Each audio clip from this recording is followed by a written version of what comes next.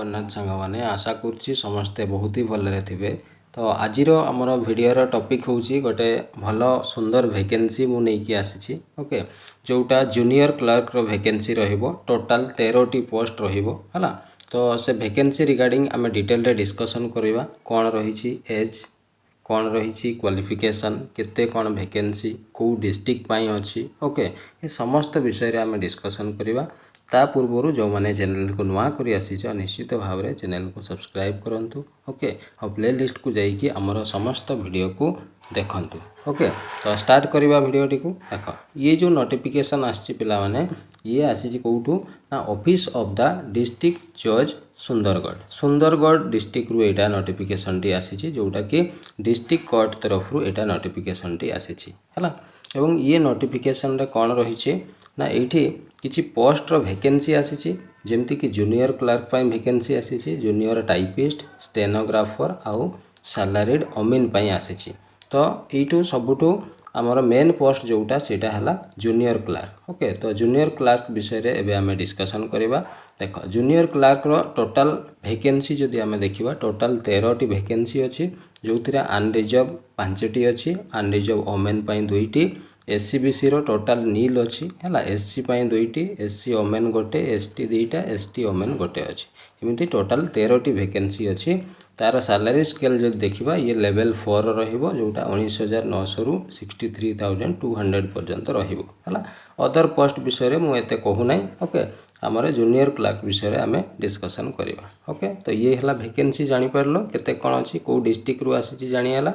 Next देख सबुठू बेसी important जिनस हूँ ये देख क्वालिफिकेशन है क्वालिफिकेशन पिला माने ये जो पोस्ट आगुरी आसूला आगुरी यहाँ +2 पास थिला एबे किंतु आउ सेटा +2 पास नहीं एटा चेंज कर दिया है एबे आपन को मिनिमम +3 पास करिथिबा दरकार। आपन आर्ट्स होंतु साइंस होंतु बा कॉमर्स होंतु आपन यदि +3 पास करिसंती ताहले ए पोस्ट को आपन अप्लाई करि परिबे ओके बुझी हला क्वालिफिकेशन।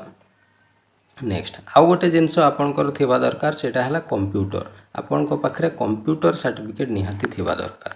आपन पचारे सार कौ कंप्यूटर कौ भी चलो आपनकर पाखरे डीसीए अच्छी जदि से सर्टिफिकेट चलो पीजी डीसीए जदि अच्छी आपन पाखरे से सर्टिफिकेट मध्य चलो। तो आपन पाखरे कंप्यूटर सर्टिफिकेट थिबा दरकार आपन +3 करिथिबा दरकार ताहले आपन ए पोस्ट को अप्लाई करि परिबे हला। आउ गोटे जिनस है एज केते हवा दरकार देखंतु आपन 18 वर्ष रु 32 वर्ष जदि आपनकर एज अच्छी ताहले आपन अप्लाई करि परिबे को पिला माने ना जनरल पिला माने है। आपन जदि एसटी एससी किंबा आपन एससी बीसी को बिलोंग करुछंती बा आपन ओमेन कैटेगरी को बिलोंग करुछंती ताहले आपन आउ 5 वर्ष रिलैक्सेशन पाइबे ताहले 37 ईयर पर्यंत आपनकर बयस सीमा रहिबो बुझी हला। तो ये कंप्लीट बुझी हला।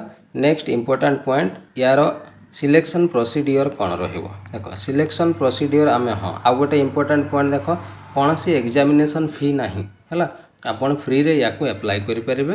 यार एग्जामिनेशन पैटर्न आमे देखिबा कौन आसुची जोटा जूनियर क्लर्क पाई रहिबो हला। देखंतु फर्स्ट पार्ट 1 एग्जाम हबो जो थरे कि आपन 3टी सब्जेक्ट रो आपनकर क्वेश्चन आसीबो हला इंग्लिश रु आसीबो मैथ एरिथमेटिक रु आसीबो आउ जनरल नॉलेज 100 मार्क रो क्वेश्चन आसीबो हला। एटा पार्ट 1 आपन यदि पार्ट 1 रे क्वालिफाई करूछंती ताहले आपन को पार्ट 2 एग्जाम देवा पई हबो जो थरे आपनकर स्किल टेस्ट बा कंप्यूटर प्रैक्टिकल टेस्ट हबो हला।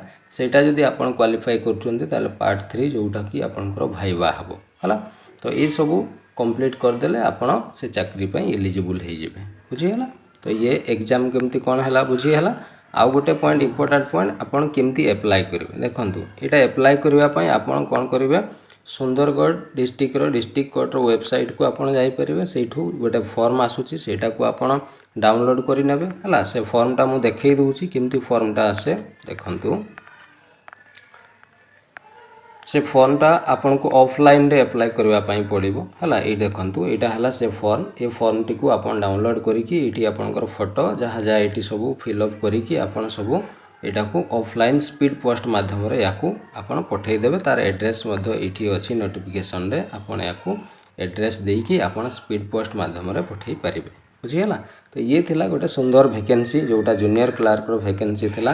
ये भलिया जॉब रिलेटेड नुआ नुआ इनफॉरमेशन पाइबा पाई निश्चित भाव में आम चैनल सहित जोड़ी हुंतु। ओके एवं जेते सारा कॉम्पिटिटिव एग्जाम पाई क्लासेस मध्य चली आपन से क्लासेस रो वीडियो देखि परिबे। भल लागिले निश्चित भाव में चैनल को सब्सक्राइब करेंगे। ओके तो आज एतिकी नेक्स्ट वीडियो रे पुणी देखा हबो। Thank you. जय जगन्नाथ।